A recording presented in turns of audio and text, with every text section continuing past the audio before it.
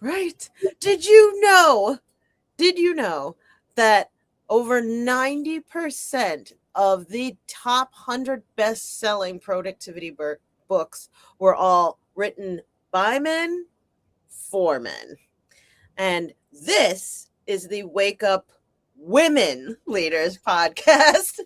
And we want to talk about how to stop working like a man and start producing like a woman, right? Honoring how women uniquely work differently because women are women and men are men. Our cycles exist. Our holistic approach to life exists. Our energy exists. Our intuition, right? There's our community of womanhood exists.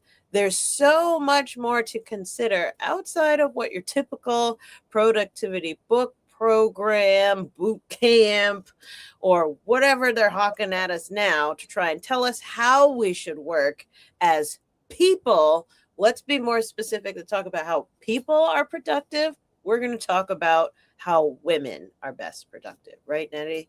Oh my gosh.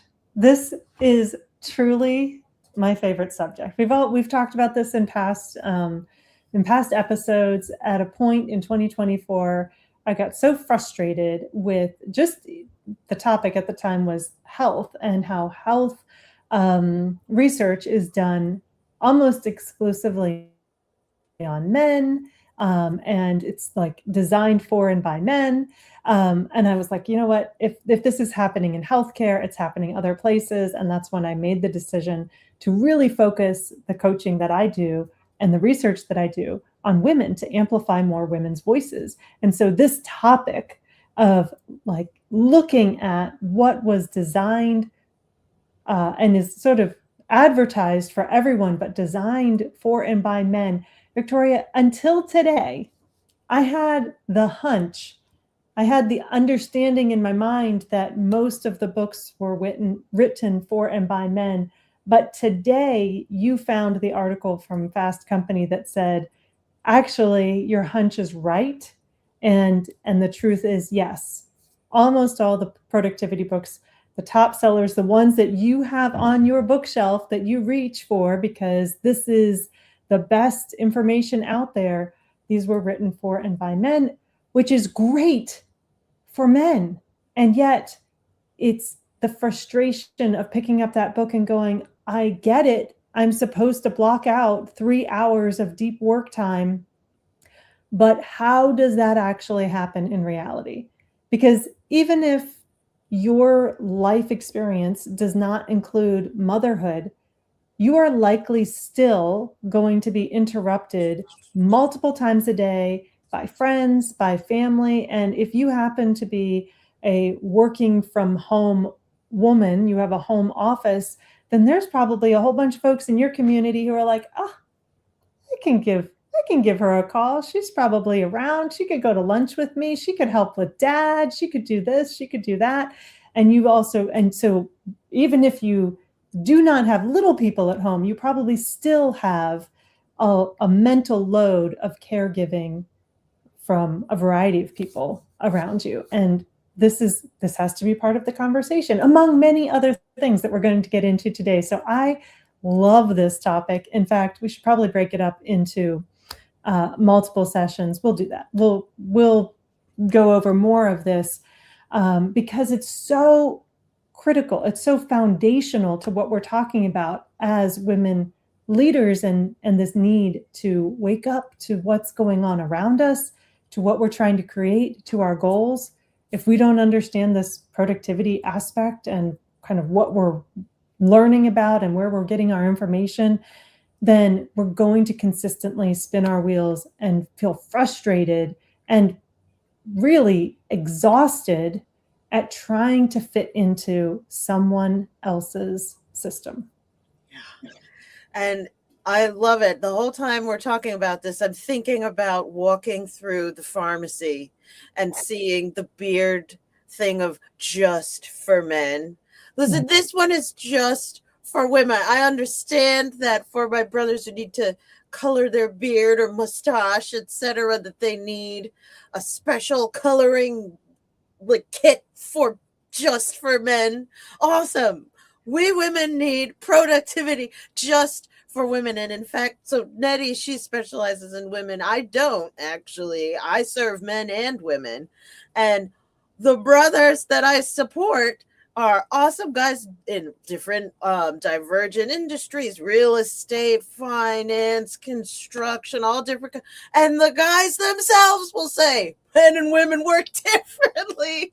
So ladies, let's just be clear about honoring how we are built, and building a business, a lifestyle, a schedule, and support networks and systems and automations that reflect our womanhood rather than try to warp ourselves into being the machine, and the producer, as much as producing in order to be as productive as possible. But all of that, before we get any further, who are you? I don't even know why you're talking to me. Who are you, Eddie? Well, I already shared a little bit of my background, but if this is your first time coming on the show and you are going, who are these crazy ladies who are talking about productivity just for women? And for our guys out there, there may be aspects that you hear about this and you're like, oh, actually, I'd never considered that with regard to myself. So don't worry, there could be something in here you can pick up. I am an executive coach. I work with women leaders, either those that run other people's organizations or their own. And I've been doing this for over 2 decades. I love to help women create systems of success for themselves, ones that are designed uniquely how they are made and allow them to reach their goals. You can find me at sakarigroup.com. And with that, I will pass the mic over to you, Victoria. I'll take it. Thank you. Sensei Victoria Whitfield, the world's first business Reiki master, go gadget brain. It's in there, trust me. So I'm the founder of strategicmeditation.com, where I help impact-driven entrepreneurs and leaders to get and stay grounded and clear in their mind, body, and business. So applying the Reiki philosophy to our productivity and our sales and marketing. That's what I've been doing for the last 16 years and counting. Again, you can find me at strategicmeditation.com. If you need help increasing your sales, right, or putting yourself out there, happy to support. Both of us are amazing at it. So Nettie is awesome more with the system structure, and executive side. For me, I'm more of the mindset, the inner work, the spiritual side, and influence. So with that, let's get into this, because Nettie and I were jamming on this topic, well, raving really, before we went live, we're just screaming and gnashing our teeth about the freaking productivity industry. All the books, yes, like as I look at my bookcase, gosh, 9 out of 10 of them written by amazing, magnificent men. And I am not a man. Mm-hmm. I am reminded of that every month still. I get to journey with the moon and be in tune with nature, with the flow of stuff, all kinds of things coming out of me. And we were talking about femininity and masculinity. Feminine productivity, for me personally, is rooted in reproduction, and fertility. So this involves, rather than it being linear, it's cyclical. Rather than it being homogenous, it is intrinsic, it's individual, it's custom. Rather than it being mechanical, it is natural, right? So aligning more to, rather than it being isolated, it is holistic, right? And interdependent, interpersonal. this experience of being fertile. You talk to any two women who have ever been on their cycle around another woman, everybody, it's like a clock, like all the clocks in the room start ticking at the same time. All the women's bodies eventually, as they journey together, start to harmonize. What on earth is that? Why would women's bodies in natural wisdom begin to harmonize fertility? And what does that have to do with being exponentially more productive, right? As a communal source, as a tribe of fertility and production, as opposed to an individual being the biggest producer of everything. Women are wired in a communal way, and we want to look at how our interaction with each other and our community and our emotions, our energies, even not just the community, but even the environment around you, right? The plants, animals, air quality, etc., how all of the above affects your ability to produce. In the basic definition of what is productivity according to economics, you can look it up in an economics book. It says productivity equals output divided by input. We're here to say there's way more variables than just those three. Go ahead. Nettie, what's coming up for you? Well, I would say the definition holds. Output divided by input. I think that's true. But I think that we need to look at how we come about it, how we come about that those inputs, and how we come about the outputs that we're like considering. And so we could actually get to a highly productive number, especially as women. I mean, women, if we go back to, we're talking about women's bodies are naturally creative. We are creating, like, this is our job, right? This is how our body was designed. So we are natural producers. We don't necessarily, and maybe why there's not necessarily like as many books on the shelf, because we're wired to produce. And perhaps it doesn't take the same amount of explanation in order to fall into the kinds of things that work for us as women. We have knowledge that's passed down through our society, and we have an awareness of how our bodies work. I think that one of the biggest challenges that women face is the disconnect between their mind and their body. And so what's happened, and what's really caused, I feel like, a large part of the problem in productivity, specifically for women, is that we have disconnected from the fact that we are communal. We've disconnected from the fact that we are cyclical. We've disconnected from listening to our bodies and our, and so we have this like, oh, well, the productivity book said do this, but that doesn't work for me. But if I listen to what my body is saying, I can get connected to, oh, okay, this works for me. When I do this, my body feels right. My body feels like it can create, and I can then create and produce. And so productivity systems for women actually operate on a cyclical basis, that you're not going to get away from this. You, like, if you do, you are truly going against the natural order of things in a way that's going to make it very, very difficult for you to get the result that you're looking for. But the more you tune into those cycles and the natural way that your body moves and exists in this world, then you will see your productivity just expand. You and I have a common friend who would take a nap and make money. Like, whenever she would lay down to sleep, because that was her natural way of doing things, she would wake up having made money. And it was like clockwork that it would work out that way. But if you look at any productivity book, it's going to say, like, oh, can't you just get up?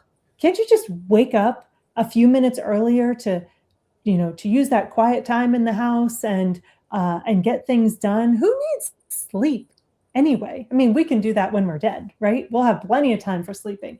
But this example, and yes, it's anecdotal, it's one friend, who listens to her body and says, wow, I am feeling very tired. I'm feeling like I need to reset and refresh. And when she would do that, her result was creation. And that was a creation of income.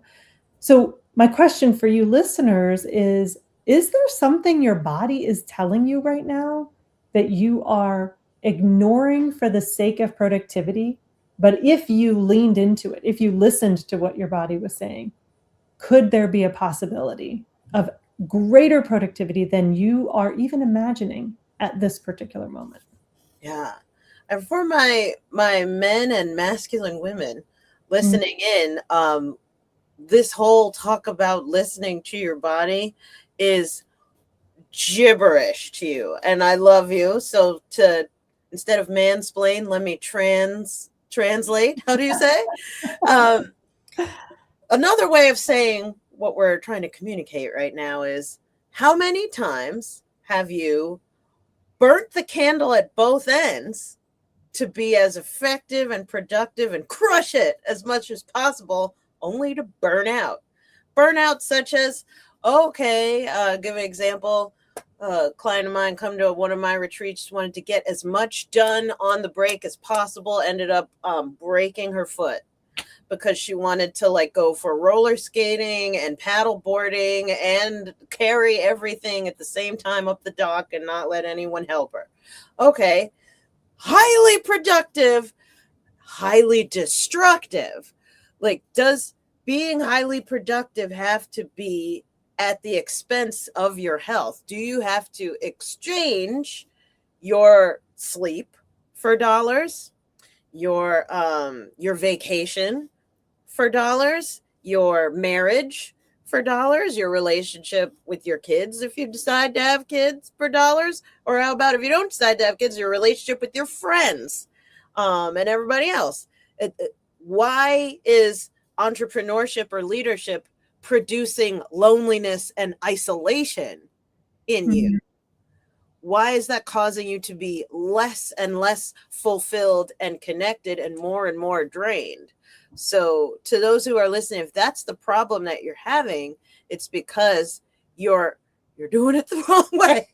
You're going hard and you're giving it your all. You're just doing that in the wrong direction. We want to turn you around a bit and give you an example of, okay, one of the ways that you might be doing productivity the wrong way is with zero bodily health awareness. I got to answer all the emails. I got to post all the times. I got to go to all the meetings. I got to accept all of the clients, all of them at any time of day or night. I gotta do it all because I gotta be like what's the face on TikTok screaming and cussing about how you grinding and hustle hard is how to do it with love that's coming from a masculine hunter mindset. Whereas when we're looking how to produce like a woman, it's actually closer to, instead of hunter gatherer, you're transitioning to more of farmer agricultural mindset. We need a whole agricultural revolution around how you manage the resource, the limited resource of you. And I would even throw in here, even in that hunter-gatherer metaphor or paradigm that you've talked about, you're not hunting and gathering all day, every day, 365 days a year. You will hunt. It might take a couple of weeks to get all of the resources that you are trying to provide to the tribe. And then there will be feasting and there will be a cycle of, the hunt has come in, there's celebration, there's eating, there's resting before going out to do it again. So even in that example, we still are not always on. So keep that in mind when you're thinking about productivity. There's no part of this that does not give you a time for rest. And when you have that rest, you will notice that your brain fog eases up, your energy levels increase, your clarity and your accuracy increase. You may be familiar with Pareto's principle, which says that, actually, this isn't what I wanted to share, but Pareto's principle says that 80% of your outcomes come from 20% of your inputs. And that is true, right? So if we look at that, we don't have to be on 100% of the time, because there's a whole bunch of what we're doing that's not actually getting us the result. However, what I really meant to share was the law of diminishing returns. Oh, yes. You get to a point where you are getting less and less and less out of every minute that you put into what you're doing. And so if you're noticing that for yourself, like, oh, I'm just going to push through, I'm going to work super late tonight and get this done, you're going to get to 8, 9 o'clock at night, and now something that took you a minute before now takes you 2 minutes. That's twice as long. It's probably even worse than that. It could be 3 or 4 minutes for something that took you a minute, and you're getting distracted by email, you're getting distracted by YouTube. And if you literally just went to bed, you would get a much better result to get up and get it done in the time that is the smallest amount of time that it could take you to do that. And now we're highly productive, right? The inputs are the productivity of output over input is at its highest level, right? Well, so here's the thing. That's fueled by sunk cost bias.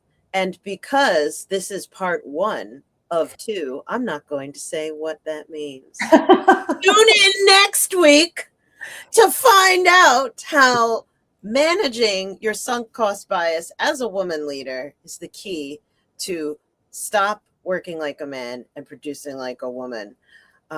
We are sending you so much love.